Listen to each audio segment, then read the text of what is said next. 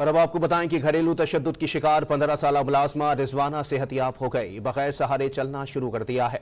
मजीद जानते हैं don news के नुमाइंदे नुमान लियाकत से। नुमान, बताइएगा रिजवाना की तबीयत अब कैसी बताई जाती है?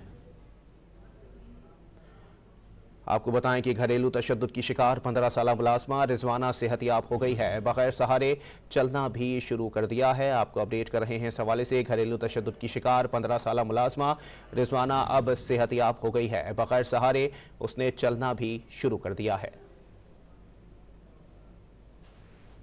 घरेलू तशद्दुद की शिकार 15 साल मुलाजमा के हवाले से आपको अपडेट कर रहे हैं कि रिजवाना की सेहत अब बेहतर हो चुकी है और बगैर सहारे उसने चलना भी शुरू कर दिया है। सोनिया अपनी छोटी बहन को बगैर सहारे चलता देखकर बहुत खुश दिखाई देती है। घरेलू तशद्दुद की शिकार 15 साल मुलाजमा रिजवाना सेहतियाब हो गई है, बगैर सहारे अस्पताल से चलना शुरू कर दिया है। आपको बताएं कि इस वक्त ये मनाजिर आप अपनी टेलीविजन स्क्रीन पर मुलाहिजा कर रहे हैं। मजीद जानते हैं डॉन न्यूज़ के नुमाइंदे नुमान लियाकत से। जी नुमान, बताइएगा रिजवाना की तबीयत अब कैसी बताई जाती है?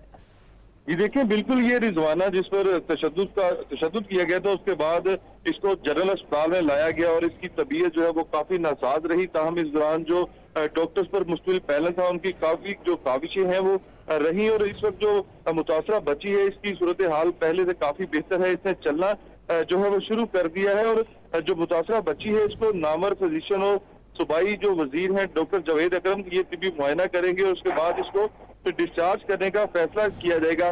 जनरल अस्पताल के अंदर ये 4 माह तक बच्ची जो है इंतहाई निगाहदाश्त में रही। उसके बाद इसको प्राइवेट रूम में शिफ्ट किया गया था, जहां पर रोजाना की बुनियाद पर डॉक्टर्स की टीम जो है वो इसका चेकअप कर रही थी। तो हम अब फैसला ये करना है कि जो टीम है वो देखेगी कि इसको अब दोबारा कहां पर भिजवाना है, लेकिन जो जराए हैं वो ये बता रहे हैं कि इस बच्ची को चाइल्ड प्रोटेक्शन के हवाले किया जाएगा। जी बहुत शुक्रिया नुमान लियाकत अपडेट करने के लिए।